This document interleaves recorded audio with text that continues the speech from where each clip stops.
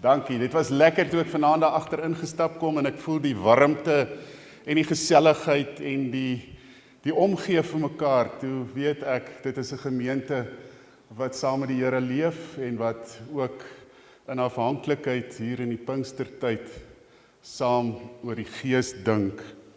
Dankie vir die uitnodiging. Ek gaan vanaand enkele verse lees uit seker een van die mooiste psalms in die psalmboek. 'n boetepsalm. Ons gaan hom nie heeltemal lees nie, maar u kan dit vanaand by die huis gaan doen wanneer u rustig is. Dit is 'n boetepsalm waarin die psalmdigter sy hart voor God uitstort oor die swaar, maar ook met 'n gevoel dat die Here die enigste een is wat vir hom sy situasie kan verander. Hy begin met die opskrif 'n psalm van Dawid, toe die profeet Nathan na hom toe gekom het, nadat hy met Batsheba omgang gehad het. Nou Dawid het nie moontlik die psalm geskryf nie. Ons lees later in die psalm, hy bid vir die tempel se mure wat af is, wat nou al na die ballingskap gebeur het. Maar dit word 'n konteks vir hierdie psalm, omdat Dawid so 'n model koning was, en hy ook sonde gedoen het. U ken die geskiedenis in 2 Samuel 11 en 12, die geskiedenis met Batsheba, waar hy oorspel gepleeg het, maar ook Uria se man laat vermoor het deur hom voor in die linie van die oorlog te sit. En nou praat hy met God, en hier van vers 8 af sê hy, kyk, getrouheid is wat u in die geheime moederskoot verwag. Wysheid is wat u my in die verborgenheid leer. Neem my sonde weg met marjolyn, sodat ek rein kan wees. Was my, dan sal ek witter as sneeu wees. Laat my weer uitroepe van vreugde en blydskap hoor. Laat die gebeente wat u verbrysel het juig. Sluit u oë oop vir my sonde, en laat my skuld en al my skuld wis dit uit. Skep 'n rein hart vir my, o God, vernuwe 'n bestendige gees in my binneste. Moet my tog nie wegdryf uit u teenwoordigheid nie, en moet die Heilige Gees nie van my af wegneem nie. Laat my weer jubel oor u verlossing. Laat 'n gewillige gees my ondersteun. Ek wil oortreders u paaie leer, dat sondaars na u kan terugkeer. En dan vers 19, my offer, o God, is 'n gebroke gees, 'n gebroke en verpletterde hart sal u, o God, nie minag nie. Liewe vriende, om vir 20 minute oor die gees van God in die Ou Testament te praat, is eintlik onmoontlik. Dit kom 378 keer voor in die Hebreëse teks en dan nog 11 keer in die boek Daniël wat Aramees geskryf is. Wanneer ons 'n algemene, sommer net 'n kort perspektief oor die gees van God in die Ou Testament probeer verstaan, dan sien ons daar is nie godsdienstige gebruik van die woord gees, maar ook dan 'n godsdienstige gebruik. Die nie godsdienstige gebruik sou ons die beste kon beskryf as 'n krag of 'n lewenskrag. 'n tweede betekenis sou wees die wind. In die begin in die Genesis verhaal het die wind, die gees van God, oor die waters gesweef. Ons kry ook dat dit baie keer emosie uitdruk. Jy weet mos, as 'n mens emosie het van woede of opgewondenheid, dan is dit asof die asem van die lewe bietjie vinniger of stadiger gaan. Wanneer ons kyk na die godsdienstige gebruik van die woord gees van God, dan sien ons dat die gees van God die krag was wat sekere mense en ampte bekragtig het, bemoedig het, sodat hulle kan werk vir God. Ons kry byvoorbeeld die rigters in die begin van die Ou Testament, waar die rigters deur die gees van God beset is, en dan het hulle werk gedoen. Dieselfde met die sogenaamde ekstatiese profete, die profete soos Samuel en aanvanklik Saul of Elia en Elisa, wat die gees van God ontvang het en dan staan daar het hulle skielik 'n ander persoon geword. Net om 'n voorbeeld te neem uit 1 Samuel 10, waar Samuel dan met Saul praat, daarna sê hy vir hom, sal jy uitkom by Gibea van God, waar wagposte van die Filistyne is. Wanneer jy die stad binnekom, sal jy op 'n groep profete afkom. Hulle sal van die hoogte af gaan onder begeleiding van harpe, tamboeryne, fluite en liere, en hulle sal as profete optree. Dan sal die gees van God, die gees van die Here, kragtig in jou werk. Later staan daar, die gees van God het kragtig in hom gewerk. So die gees van God het mense in spesifieke ampte toegerus, krag gegee om die werk te doen as God se mense. Dan sien ons ook by die gewone profete het die gees van God ook sterk gefunksioneer, en ons kyk so 'n bietjie na ander ampte soos die koning en dan ook wyse mense of wyse manne en dan ook mense soos die priesters, waar die gees van God minder betrokke was as by die vroeë rigters en ekstatiese profete. Bietjie later in die geskiedenis van die Ou Testament en in die jonger tekste sien ons byvoorbeeld dat die gees 'n bietjie minder betrokke is, omdat byvoorbeeld die priesters het hulle priesterampt vervul vanweë hulle afstamming. Konings het die gees soms ontvang soos Saul, maar die gees het ook soms weggetrek van Saul. En dieselfde met wyse manne wat dan soort van onderwysers en wysheidsleraars was.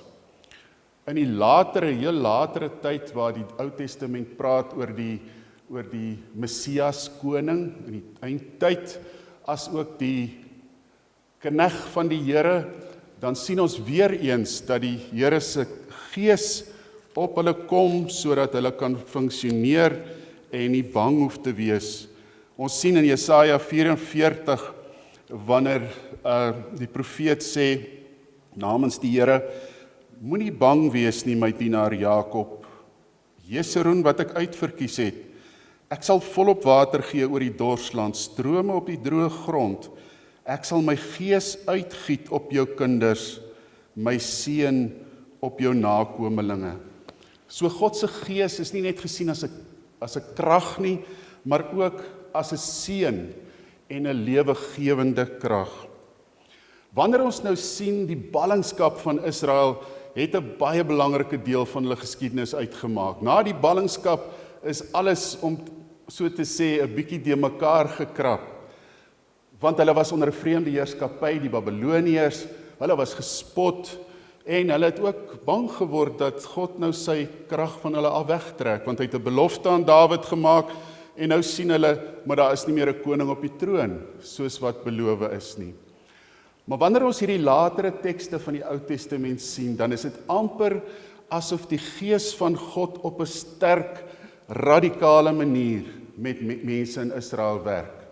Ons sien byvoorbeeld dat die gees nie net vir die ampte gegee word, soos vir die rigters en vir die profete of soms vir die koning en ander nie, maar dat dit vir elkeen gegee word. Dit word gegee tot 'n krag en 'n seën en ook om nuwe lewe te bring. U kan so 'n bietjie herinner jouself daaraan Esegiel 37 waar die profeet die dooie bene gesien het. En wanneer die gees van God by hulle kom, op hulle kom, dan het hulle lewendig geword. So dit wys dat God se gees nie net vir individue is nie, maar ook vir sy volk. Hulle tree nie meer, die gees van God laat nie meer mense op 'n vreemde manier optree soos die ekstatiese profete nie, maar hy werk ook deur die profetiese woord. Dit wat die profete soos Jesaja en Jeremia en Esegiel preek, verkondig, mense bemoedig en ook vir hulle waarsku, is die krag waardeur God se gees dan werk.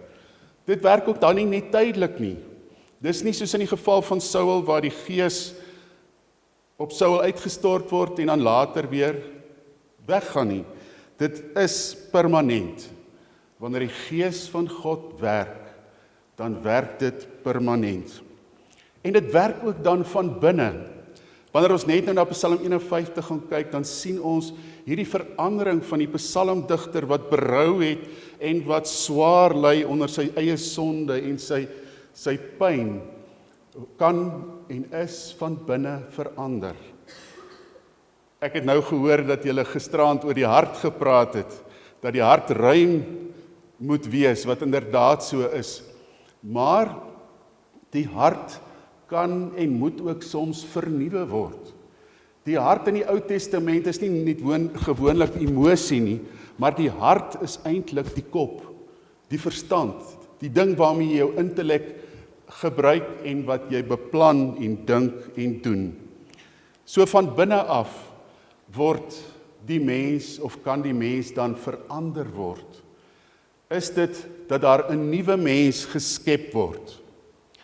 En dit dan nie net vir geestelike of morele sake van die lewe nie, maar vir die hele mens.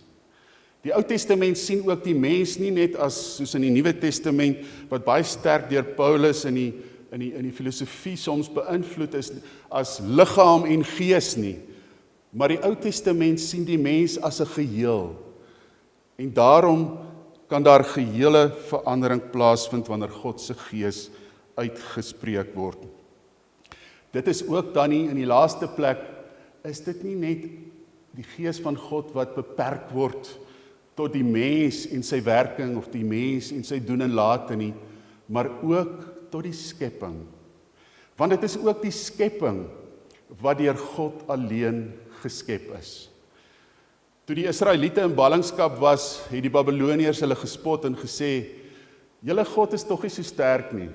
Ons God Marduk is die een wat alles geskep het.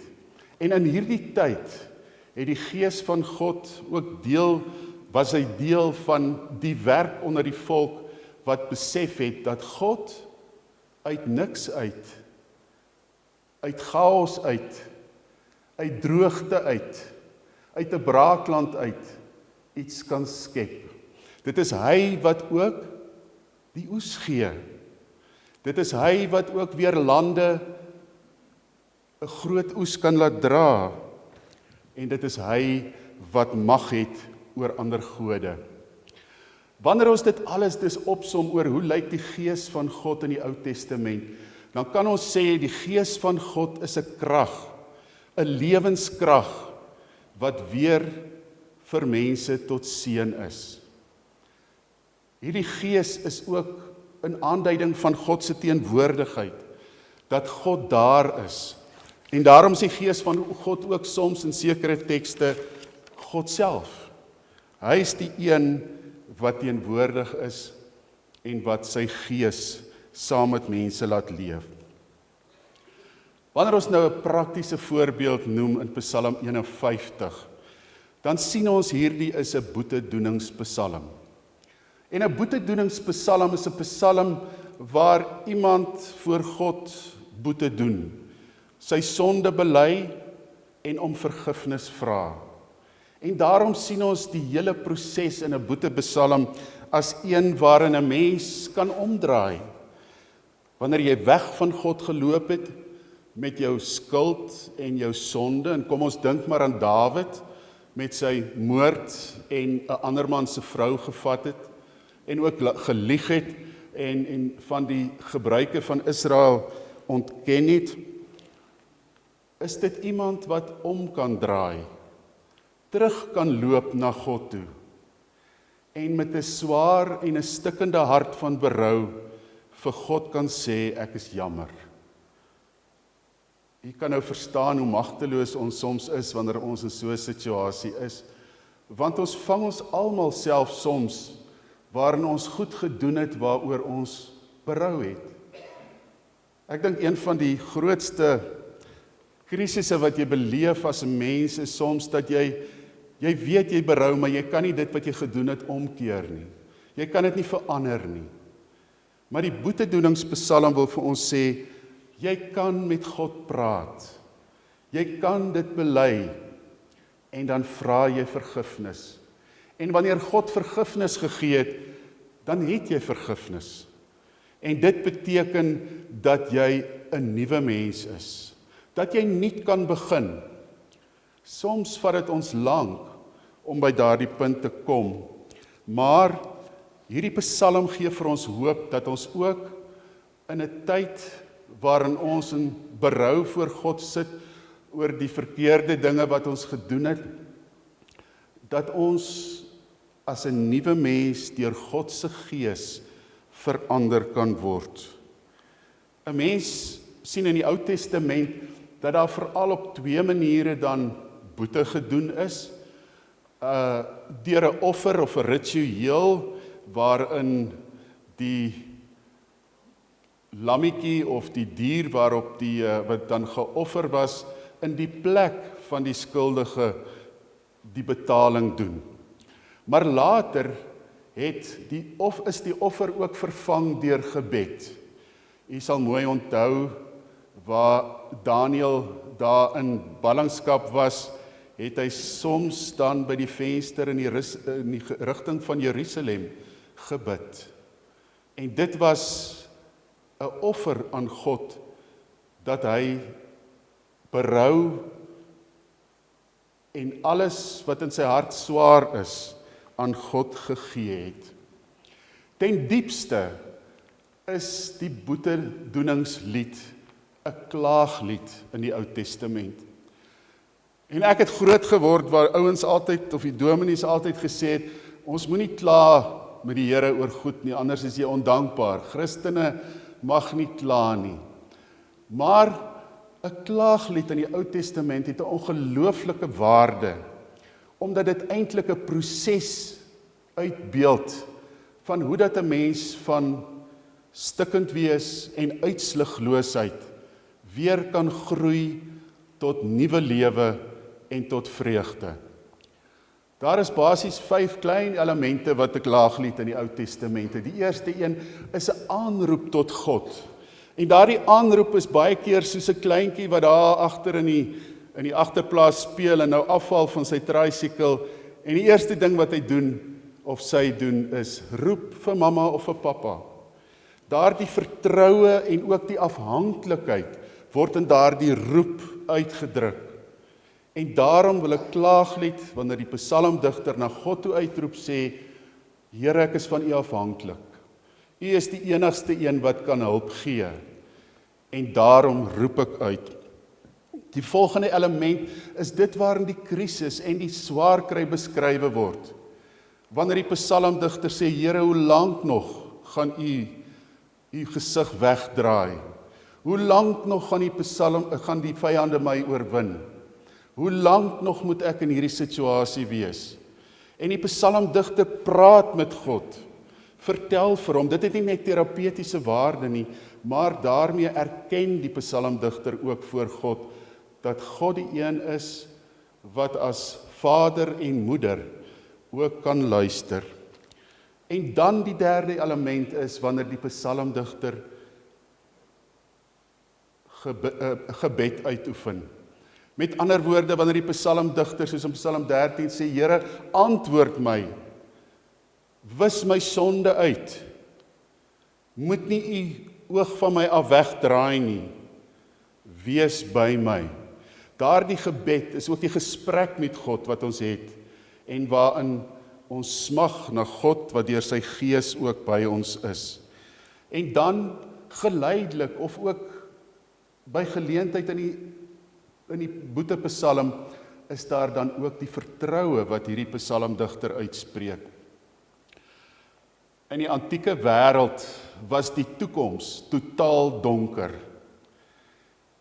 'n Mens het met jou rug na die toekoms gestaan en met jou gesig na die verlede. Want die verlede het vir jou vertel, wat het God alles gedoen? God het vir Israel gered. Hy het vir hulle 'n nuwe land gegee. Hy het baie dinge gedoen, en daardie dinge wat God gedoen het, word dan die hoop dat God dit ook in die toekoms sal doen. En daarom druk hierdie psalmdigter sy vertroue uit dat God sal help. 'n Klaaglied eindig nooit negatief nie. Dit eindig met lof en dank aan God, wat die gewer van lewe is, en wat ook hierdie skepping wat hy in sy hand hou, vashou en dra. Wanneer ons dus in sy geheel na hierdie Psalm 51 kyk, dan sien ons hy begin met 'n uitroep aan God. 'n Uitroep vir God se genade, God se barmhartigheid en God se troue liefde. Dan gaan hy oor in die Psalm om sy sondes te bely. Here, ek het gesondig, en hy het op verskillende maniere waar hy dan erken dat hy skuld het, dat hy teen God gesondig het. En hy sê ook, Here, ek aanvaar u besluit, wat 'n stuk vertroue is, wat hy weet, God sal sy kinders vashou. God sal my nie los nie. En dan bid hy om vergifnis op verskillende maniere. Daar is soveel uitdrukkings wat hierdie psalmdigter gebruik, wanneer hy ook sê, neem my sonde weg met marjolein. In die ou dae, of in die ou vertaling, daar nog gestaan hyssop. Dis so 'n takkie wat dan met water gevul word of in water gedruk word en wat dan deel is van die reinigingsproses. Neem my sonde weg sodat ek rein kan wees. Was my, dan sal ek witter as sneeu wees. Sluit u oë vir my sonde en al my skuld, wis dit uit. Skep 'n rein hart vir my, o God, vernuwe 'n bestendige gees. Wanneer hy so bid, weet hy ook, hy sal nie alleen in die toekoms kan leef nie. En bid hy om die krag van God se gees, bid hy ook vir groei en geestelike groei, want hy sê, Here, help my om te praat sodat ek u lof kan sing. Aan die einde van die Psalm maak hy ook beloftes dat hy vir God sal getuig by ander gelowiges, dat hy die Here se wees sal uitleef en dat hy nie met skynheilige offers na God toe sal kom nie. Maar sê hy op die ou einde, 'n gebroke en berouvolle hart sal u, o God, nie minag nie. Hierdie Psalm wil vir ons sê dat God se gees ook ons van binne kan nuut maak. Ook wanneer ons struikel, en ons struikel almal gereeld. Wanneer ons moedeloos is, en wanneer ons berou het, en wanneer ons met 'n stikkende hart kom na God toe, sal God ook die doodsheid en die uitsigloosheid weer verander in vreugde. Die boek wat in Pinkster gelees is in die Ou Testamentiese tyd is die Oesfees of die fees van die weke. Ek het gehoor julle gaan volgende week baie brood en konfyt eet. En dis inderdaad die regte ding om te doen. Want gaan lees asseblief die boek Rut. Die boek Rut begin baie op 'n negatiewe manier. Bethlehem wat nie brood het nie. En Naomi se man en seuns wat doodgaan en wat moet wegtrek. En die verhaal wat ontvou sodat ons op die einde lees hoe dat mense in elke omstandighede alles probeer doen het vir mekaar. En hoe dat Rut 'n losser nodig gehad het hier in die laaste hoofstuk en Boas alles in sy vermoë gedoen het om 'n losser te kry. En toe daai onbekende man wat 'n losser sou wees, die fynskrif lees, dat as hy die losser word, dan kry hy 'n vrou by, toe sê hy nee. En Boas het gesê, dan is ek die losser. En weet jy, gaan lees daai laaste gedeelte wat in hoofstuk 4 is. Boas het met Rut getrou, hy het met haar gemeenskap gehad, en as die verhaal daar gestop het, dan die hele verhaal plat geval. Maar die volgende sinnetjie is, die Here het haar swanger laat maak. Dis die Here wat nuwe lewe gee. Dis die Here wat die oes gee. Dis die Here wat sy Gees gee en wat ons ook in hierdie tyd as die Heilige Gees kan beleef wat uitgestort is en wat ons ook nuwe mense kan maak. Ook in 'n tyd wat dit so swaar is in die land waarin ons leef. Kom ons aanvaar ook God se Gees in ons lewe en ons gaan leef met vreugde en met toewyding en ook met berou. Amen.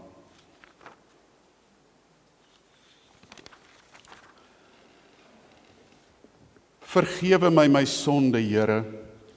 Vergewe my die onverskilligheid waar ek met die gawe van lewe omgaan, asof dit 'n reg of 'n plig is, asof dit my besit is.